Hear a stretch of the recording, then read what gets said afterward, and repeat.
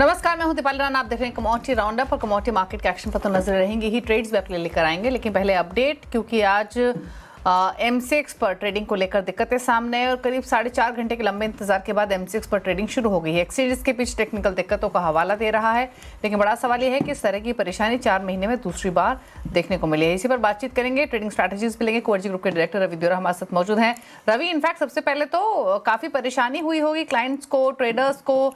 4-4.5 घंटे कामकाज ठप रहना बड़ी बात है, स्पेशली तब जब गोल्ड, सिल्वर, क्रूड सभी में ऊपर नीचे का एक्शन तेजी से देखने को मिल रहा हो। जब से आई थिंक कोई भी एक्सचेंज जब क्लोज होता है तो ये सबसे बड़ी दिक्कत होती है, क्योंकि सुबह में जब हमारे मार्केट का ओपनिंग टाइम था 9 बजे, तब इंटरनेशनल मार्केट में गोल्ड, सिल्वर हो या क्रूड हो या नेचुरल गैस हो, इतनी गिरावट नहीं थी। थोड़ा फ्लैट ट्रेड ही चल रहा था। बट जब एमसेक्स ओपन हुआ तब ग्लोबली अच्छा करेक्शन आ चुका था। पर्टिकुलर 2% तक का गोल्ड सिल्वर में एक हेल्थी करेक्शन आ चुका था। अगर मींस के किसी की पोजीशन फंसी होती तो आई थिंक मॉर्निंग में एक लेवल से एग्जिट का अपॉर्चुनिटी मिलता।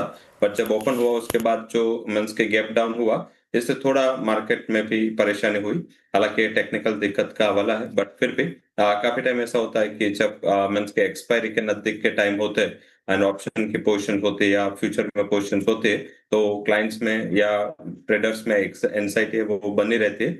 और ये सबसे बड़ा मींस के दिक्कत होता है ब्रोकर को, क्योंकि आंसर करना पड़ता है, सबकी क्वेरी को सॉल्व करना पड़ता है। तो डेफिनेटली ये थोड़ा दिन सुबह वाला काफी बिजी रहा। वैसे एक्शन बंद था, बट आंसर देते देते दोपहर तक मींस के हमने काफी काम कर लिया ऐसा लग रहा है। अच्छा, 4:30 जब ट्रेडिंग रिज्यूम हुई 1:30 बजे के आसपास, उसके बाद क्या सर्च देखने को मिला कारोबार में, वॉल्यूम्स में? किस तरीके का रुझान रहा रवि?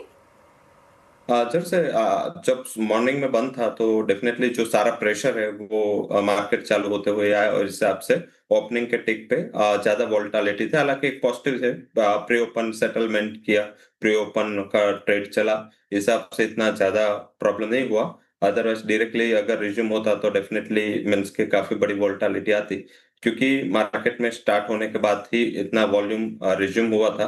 तो क्योंकि एक्सपायरी नजदीक है तो इस हिसाब से लोग अपनी पोजीशन को कट करने के लिए जल्दी आते हैं, क्योंकि सुबह में एक बार चालू हुआ था वापस बंद हो गया था, तो सबको ऐसा था कि फिर से जब ट्रेड रिज्यूम हो रहा है तो शायद बंद ना हो जाए। तो इस हिसाब से मींस के शुरुआती 1 घंटे में काफी वॉल्यूम बढ़ा रहा। और एक चीज और रवि, इनफैक्ट क्या ये लॉन्गेस्ट एवर ट्रेडिंग हॉल्ट रहा है एमसीएक्स के प्लेटफॉर्म पे? क्योंकि 4.5 घंटे का समय काफी ज्यादा होता है।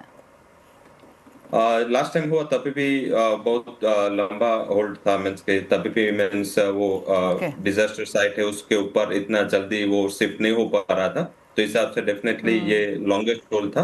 बट मींस के लास्ट टाइम भी करीबन 3.5-4 घंटे तक बंद रहा था। ओके, ठीक है।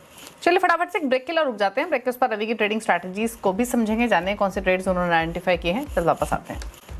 आप देख रहे हैं कमोडिटी राउंडअप, रवि देओरा हमारे साथ बने हुए, लेते हैं हम उनकी ट्रेडिंग स्ट्रैटेजीज। रवि, बताइए कुछ कॉल्स जो आपने आइडेंटिफाई की हैं। जैसे आज मेटल्स में काफी अच्छी स्टेबिलिटी है despite of this headwinds in energy and Boolean. यहाँ पे एक अच्छी रिकवरी की उम्मीद करनी चाहिए, जिसमें जिंक है आउट परफॉर्म कर सकता है। लेवल स्पेसिफिक 300 के करीब प्राइस चल रहे जिंक में, बाई करें। स्टॉप लॉस लगा सकते हैं 298.20 का, एंड जो टारगेट है अपर साइड 304 तक आ सकता है। और सेकंड रिकमेंडेशन मुझे लग रहा है कि यहाँ पे थोड़ा फोकस क्रूड पे करना चाहिए। डेफिनेटली ओपेक प्लस का जो कमेंट है प्रोडक्शन हाइक का, वो थोड़ा नेगेटिव है, बट मुझे लग रहा है कि वो मार्जिनल हाइक ही होगा। एंड इस हिसाब से प्राइसेस में रिकवरी की उम्मीद करनी चाहिए। 5,340 के करीब प्राइस चल रहे हैं, 5,328 के करीब बाई करें। स्टॉप लॉस 5,280 का लगा है। टारगेट 5,400 का रहेगा। तो क्रूड एंड जिंक जिसमें बाइंग की रिकमेंडेशन होगी।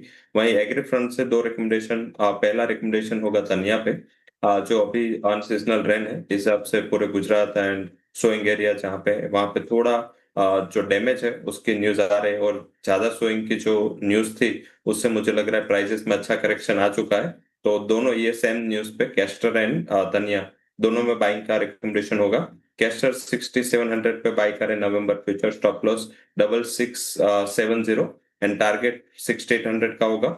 एंड कोरिएंडर में भी बाय करें, 8,100 के ऊपर प्राइस चल रहा है। 8,100 का स्टॉप लॉस लगा के बाय करें, 8,300 तक प्राइसेस आ सकते हैं। ओके, तो ये राय रही आपके लिए एग्री नॉन एग्री पैक से। लेकिन एक राय एनर्जी पैक पर भी ले लेते हैं। कच्चे तेल में तो गिरावट है ही 2% की, नेशनल गैस में भी 3.5% का नुकसान देखने को मिल रहा है। इन दोनों पर आपकी राय क्या है रवि? जैसे क्रूड में तो मुझे लग रहा है कि मीन्स के जो न्यूज है वो नेगेटिव थी, वो फुली डिस्काउंटेड है। एंड नेचुरल गैस में भी ड्यू टू दिस एक्सपायरी यहाँ पे जो प्राइसेस है, क्योंकि वहाँ पे कोंडा कोंटांगो है जो बड़ा था, मीन्स के करंट कॉन्ट्रैक्ट से नेक्स्ट कॉन्ट्रैक्ट का डिफरेंस काफी बड़ा था, तो आज वोल्टालिटी जरूर से देखने को मिली। बट मुझे लग रहा है कि एक्सपायरी के बाद यहाँ पे रिकवरी की उम्मीद करनी चाहिए। शायद ये थर्सडे वाले जो डेटा है इन्वेंट्री, उसके बाद एक रिकवरी आ सकती है। सीजनलिटी ऑन हो चुकी है। लेवल स्पेसिफिक नेचुरल गैस में जो नया कॉन्ट्रैक्ट है 340 के करीब प्राइसेस चल रहे हैं। बाई करें, शॉर्ट टर्म के लिए बाई करना है 332-80 के स्टॉप लॉस के साथ, और 360 तक के लेवल की उम्मीद करनी चाहिए। ओके, अच्छा, एग्री पैक में ग्वार पैक पर आपकी राय क्या है? यहाँ तो वापस अगेन प्रेशर हमने हावी होते हुए देखा है, प्राइसेस नीचे आ चुके हैं काफी। क्या व्यू है इन स्तरों से? जब से प्योरली कंसोलिडेशन चल रहा है, हायर लेवल से मुनाफा से लोअर लेवल से बाइंग, ऐसे एक छोटे रेंज में प्राइसेस ट्रेड कर रहे हैं।